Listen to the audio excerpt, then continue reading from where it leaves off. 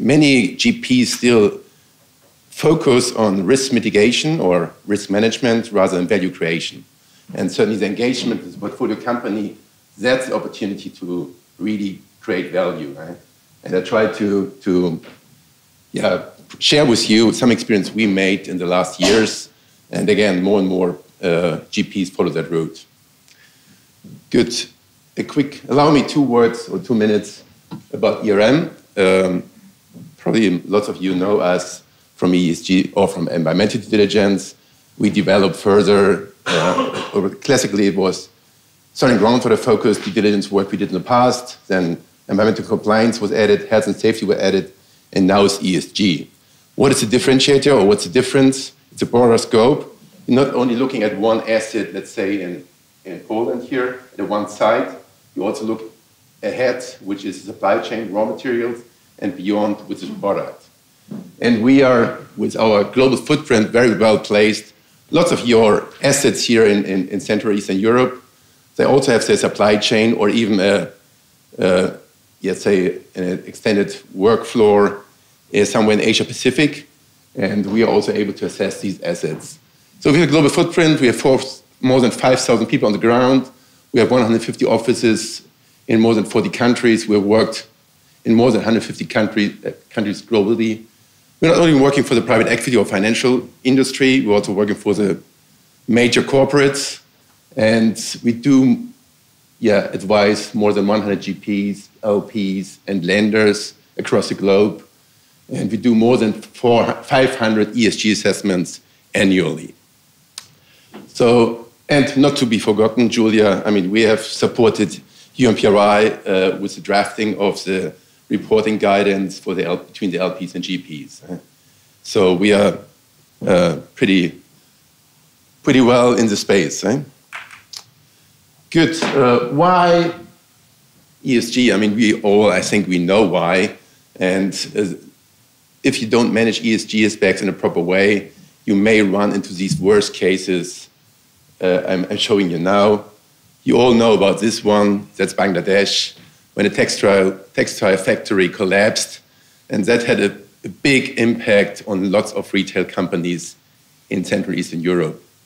And was it foreseeable? Well, have you done your supply chain audits in the past? Have anybody of the retail companies ever assessed that site? I very much doubt so. And second example, also a private equity example. You all heard about the horse meat scandal, which happened in France some years ago. That was a private equity held company. They more or less didn't watch the supply chain as well, which led into situations that they bought horse meat, which ended up in the frozen foods, in the lasagna. And that certainly, at the end of the day, spoils their reputation badly. And you can imagine how difficult it was, on the one hand, to sell the asset later, and on the other hand, for that PE or for that GP in the next fundraising campaign. I mean, you definitely have to do some exercise to demonstrate, well, you learned your lesson and you have improved your ESG management significantly. Next one is something which is really driving the market, and not only the private equity market, it's driving all industries in the moment. It's product safety. That's where we, as an advisory, see the biggest, or actually have the biggest growth in the moment. I mean, we discussed to some extent already now, product regulations or environmental regulation and product regulations are enforcing again and again. Lead is forbidden in certain markets, all of a sudden other hazardous chemicals are forbidden. So lots of things are changing, awareness is increasing, and that means product, you have to look out for your product. If you realize your product is at risk in certain geographies, you may lose markets in the future. On the other hand, if you're the early mover, you're changing your product, you add some green aspects, you convert your product, you might, as a first mover, gain other market shares in other geographies. And then something also Anna Maria stressed very much on is human rights. We all think human rights aspects is like forced labor, child labor, is only something to be considered in the developing countries. That's not true. It's happening here every day.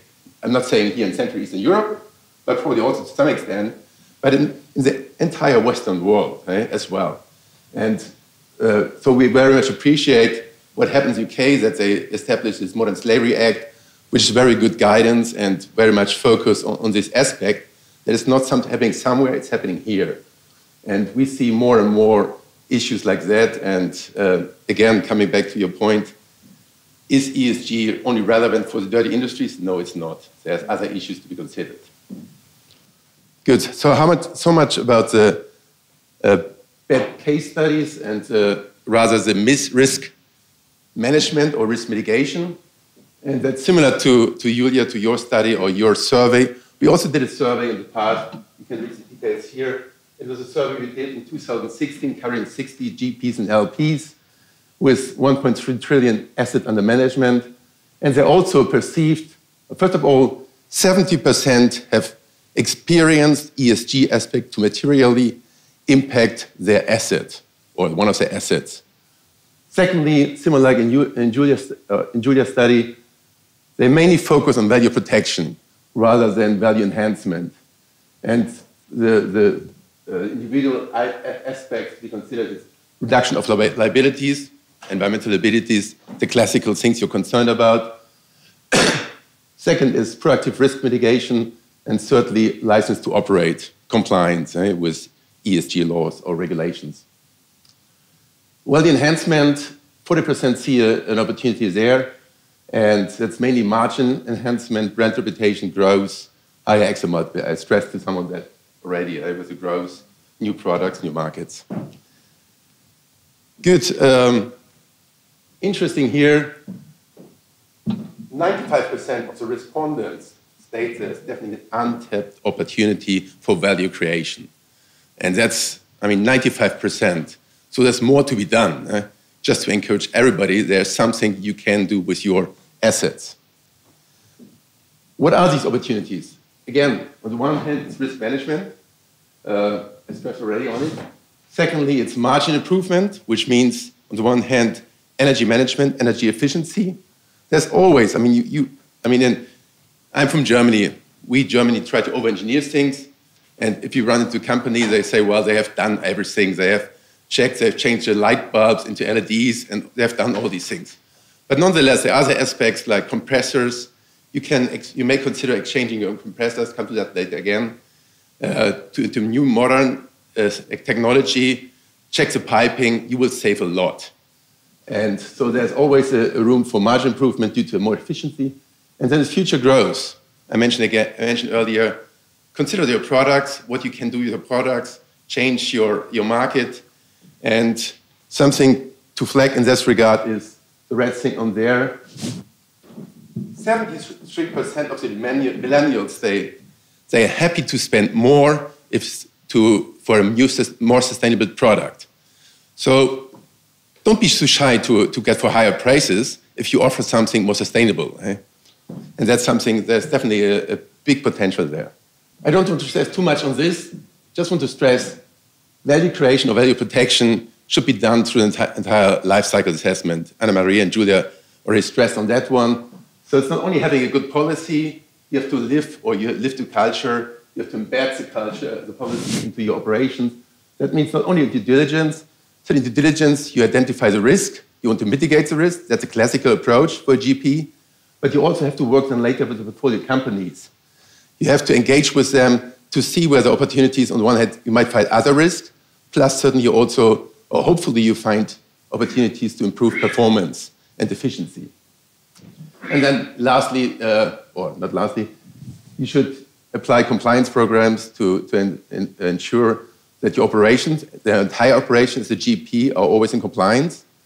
And then you have to report. And the reporting is on the one hand great for the future exit. You demonstrate the journey the company has seen and what you achieved. Plus there's also potential for the next buyer to progress. And on the other hand, with these examples, you have the best story for the next fundraising. Good. How to engage with your portfolio companies? That's where I was asked to mainly speak about.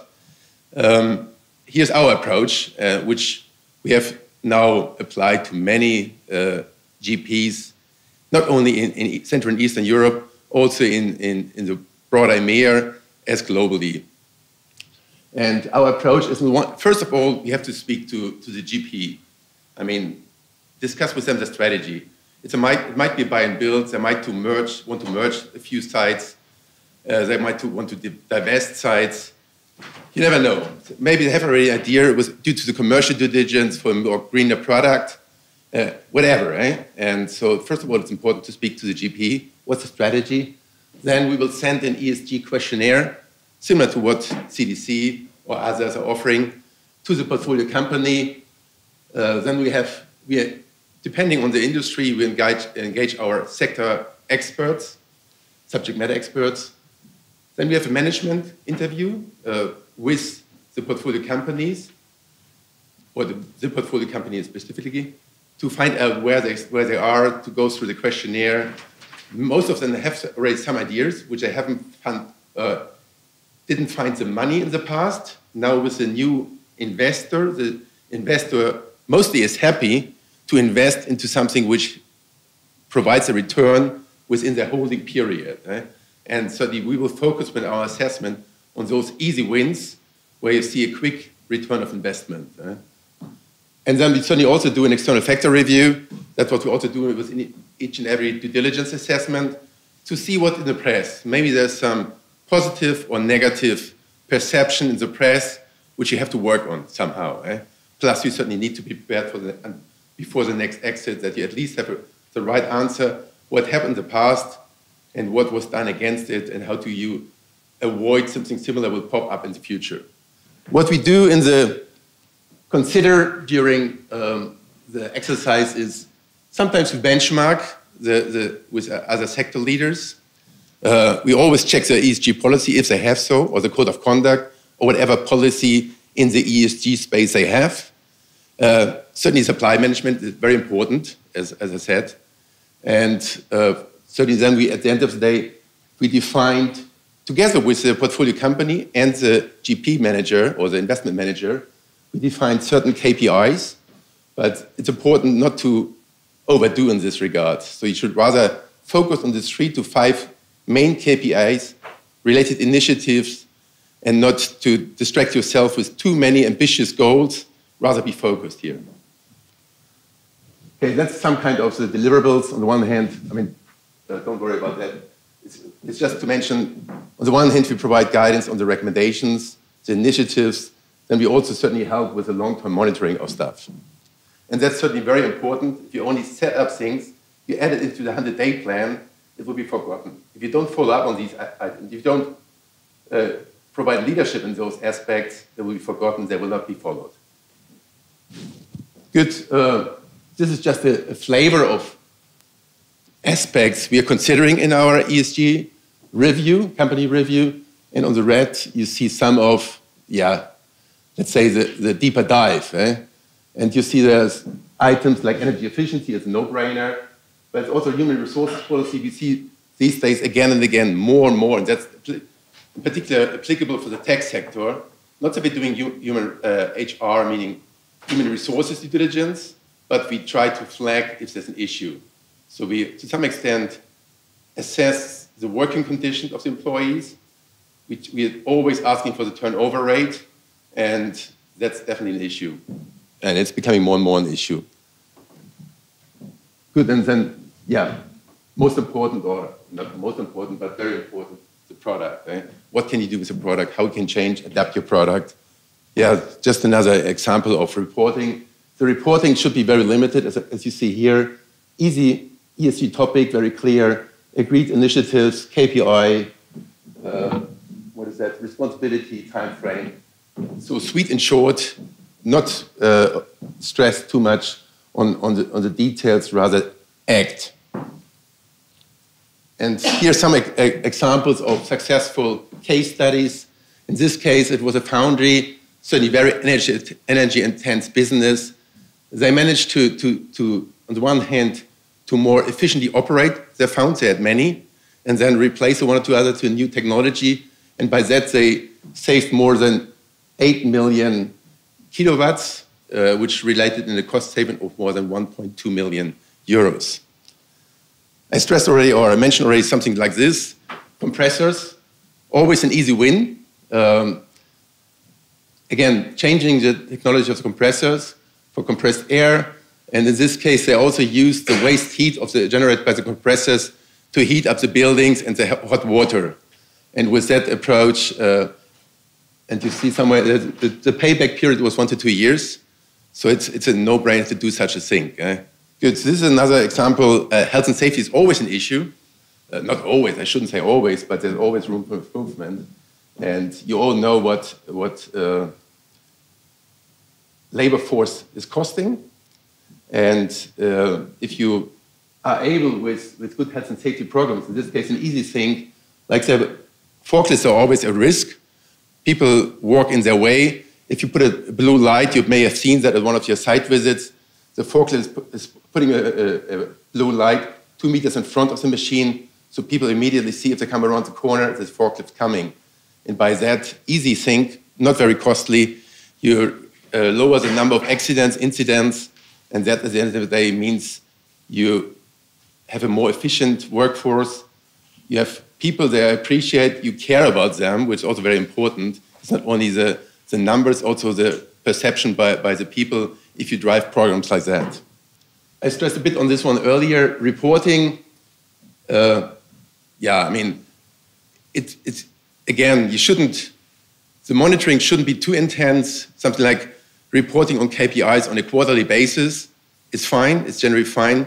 In some instances, you might want to have a more frequent reporting if there have been some, let's say, health and safety issues, then you might ask for more, but normally, generally, a quarterly monitoring is fine.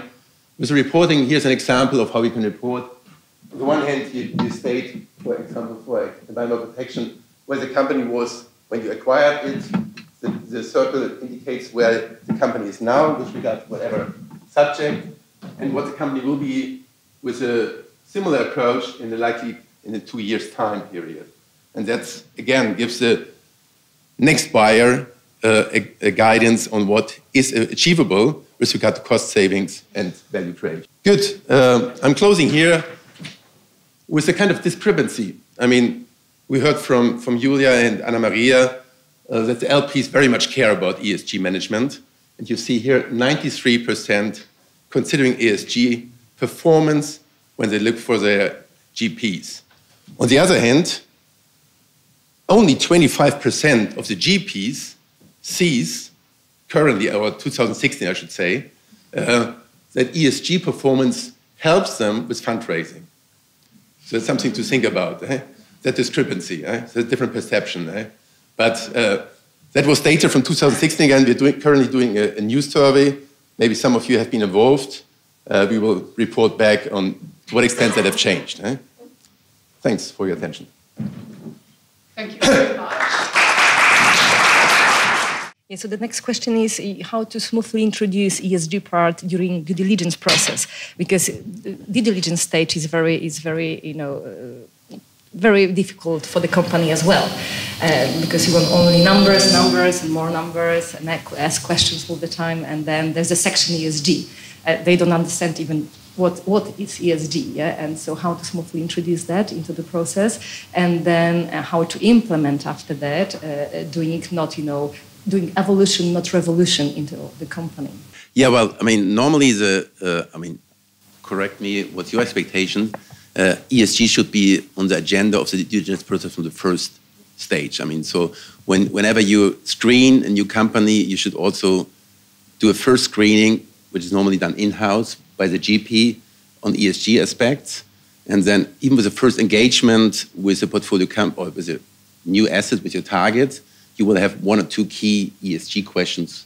So ESG shouldn't be a big surprise. It should be smoothly incorporated into the entire due diligence process. That's how we see it.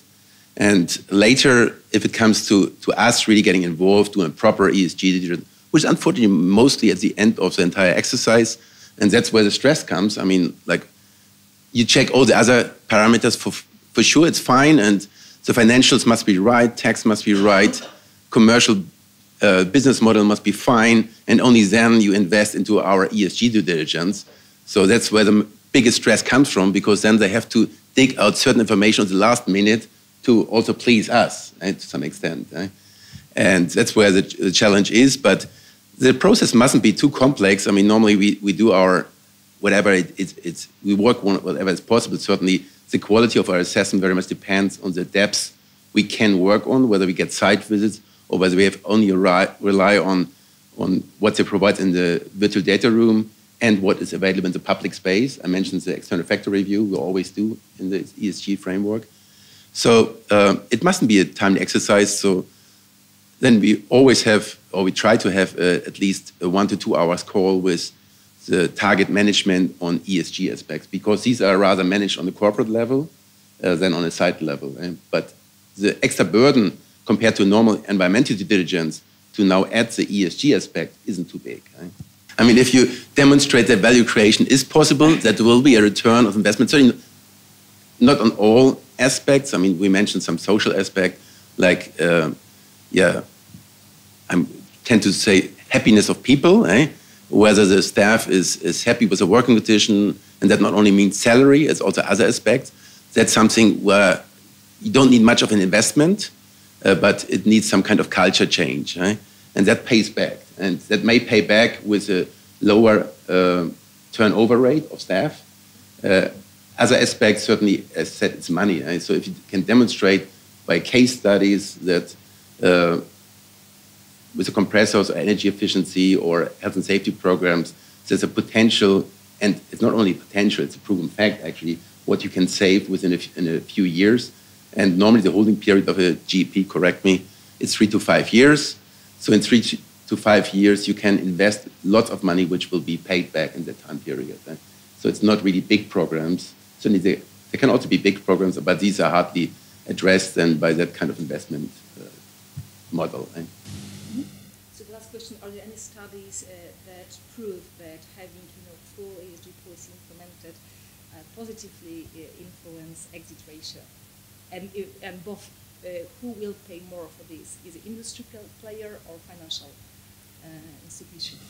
Yeah, well, first of all, I mean, no, I'm not aware of any such studies, similar like what Anna Maria said. There is not yet a clear comparison of what actually was achieved with an ESG, improved performance, to what extent that has an impact on the multiplier at the end of the day. But certainly, and I discussed it yesterday with some clients, that it's not only appreciated, on the same level ESG due diligence or vendor work by all potential buyers. The corporates, they're more, the ESG is very much an aspect the private equity industry is looking for and it's assessed by. The corporates, they do their own, hopefully their own ESG assessment or sustainability assessment. Certainly they appreciate if there's more transparency on those aspects, but they hardly ask for it in the buying process. But nonetheless, I mean, the vendor, whether it's ESG or environmental diligence, always helpful to smoothen the process. I mean, as I said, if you only run into these aspects in the last minutes, you're struggling, and you can set the pace, you can set the theme. So it's very much, I mean, we regard it very important for a smooth process later. Yeah, no, definitely. And as I said, I mean, should again stress on the fact, exactly, it's 2016. So, I should stress again on that one. Yeah. And I mean, we have, during the last, or after the last super returns, we received lots of queries by GPs to get on speed on these aspects. So definitely it's again and again, year by year, picking up and increasing a lot. And not saying exponential, and also your numbers with UNPRI signatories doesn't show that, but it's definitely not something strange or new. It's becoming a commodity to some extent. But the U.S. Business Roundtable has come up with a new statement about what fiduciary duty, what the objectives of our company are, to incorporate very clearly non-financial objectives and to extend the definitions far beyond the simple shareholder as a stakeholder. And I wonder if some of the discussion that has gone on in the past about tying a lot of these results specifically to financial returns is becoming antiquated. The other expression you had up there, the license to operate, is becoming much more key. Before you can think about earning a profit, You're being increasingly expected to meet certain standards of environmental performance, of social performance, of workplace standards, and the soft environment of the workplace. So I think, you know, in all of this, it's interesting because I was always brought up that I have one objective, which is to maximize my return to my investors, and everybody else looks after the other side. But I think that metric is clearly changing. It's changed already in the US from the Business Roundtable, and we'll be interested to see how it seeps into the European environment. Yeah, can I just comment that it wasn't on my slides, but the most recent PRI work was around looking at fiduciary duty and the boards, the portfolio companies within the private equity, the board responsibility to look at ESG. So it's still early days, and obviously the outcomes and the numbers we hopefully will see later. But that concept of bringing that fiduciary responsibility for the board directors' management to look at ESG is starting to be sent into the sort of the concept. And what's the right trade-off? If I get a 2x, maybe I ask this to AP2, if I get 2x and a grade on ESG stakeholder considerations, will I be ranked overall by the investment committee, not the responsible investment department, higher than a 4x fund that has an issue in its supply chain? That's a good question. I mean, like I said before, it is our belief in AP2 that that is really integrated into our, endorsed by our management. Endorsed by our management, and it's considered in every investment decision. It is our belief that the investments, the companies that will survive over time and will generate good performance is the ones that are considering ESG in their activity. So, I mean, for us, it is a belief in all investment decisions that we take, actually. And well, like I said before, we still have the fact that the private equity is a long-term investment and ESG is quite new. So we will see over time if this is a belief that it's true. Might be that it's not, but it is our belief. Yeah. But just also to add that ESG ratings, they create the basis for the conversation. So companies and GPs should also be mindful that it's just the sort of the basis for that engagement between either GP and the portfolio company or LP and GP. And it's increasingly, the understanding is there that this just creates the basis for the conversation between the two. The problem for a lot of GPs from Central Europe or otherwise is to start the conversation. And I question whether a GP with a poor rating from our region could actually even start the engagement with AP2 in today's world. That I think personally the focus on these issues is making it increasingly a sine qua non to be able to enter the dialogue. And then the dialogue is now much more about the very specific implementation or how you take that farther down into the portfolio company. Because the problem that GPs from our region have, and I think I can speak for the room in this generally, is even being able to start the dialogue with the large international investors. So once again, so I had a discussion with Julia yesterday, and she asked me if we have a lot of impact managers. And we actually have a very few impact managers because we think that, well, our mission is to invest in GPs that, in general, GPs that are working with ESG. And even so, if they have a poor rate, comes out as poor, if they have, once again, their mission is to develop and truly work on the policy, the approach, they have the willingness to work on it. So yeah, absolutely, you could start a dialogue with us because, yeah, that's what we are interested in, actually.